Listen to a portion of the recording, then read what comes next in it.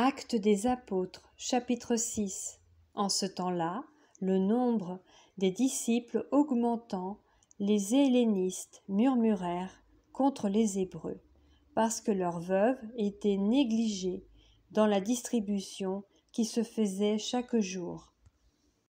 Les 12 convoquèrent la multitude des disciples, et dirent : Il n'est pas convenable que nous laissions la parole de Dieu pour servir aux tables.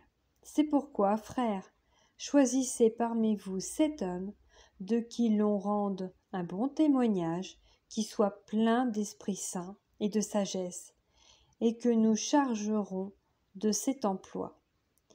Et nous continuerons à nous appliquer à la prière et au ministère de la parole. Cette proposition plut à toute l'assemblée. Ils élurent Étienne, homme plein de foi et d'Esprit Saint, Philippe, Prochore, Nicanor, Timon, Parménas et Nicolas, prosélytes d'Antioche. Ils les présentèrent aux apôtres, qui, après avoir prié, leur imposèrent les mains. La parole de Dieu se répandait de plus en plus. Le nombre des disciples augmentait beaucoup à Jérusalem, et une grande foule de sacrificateurs obéissait à la foi.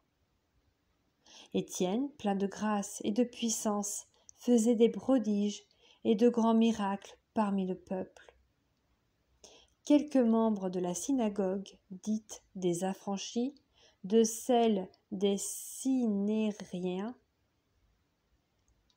et de celle des Alexandrins, avec des Juifs de Cilicie et d'Asie, se mirent à discuter avec lui. Mais ils ne pouvaient résister à sa sagesse et à l'esprit par lequel il parlait. Alors ils subornèrent des hommes qui dirent : Nous l'avons entendu proférer des paroles blasphématoires contre Moïse et contre Dieu. Ils émurent le peuple, les anciens et les scribes, et se jetant sur lui, ils le saisirent et l'emmenèrent au Sanhédrin. Ils produisirent de faux témoins, qui dirent : Cet homme ne cesse de proférer des paroles contre le lieu saint et contre la loi. Car nous l'avons entendu dire que Jésus, ce Nazaréen, détruira ce lieu et changera les coutumes que Moïse nous a données.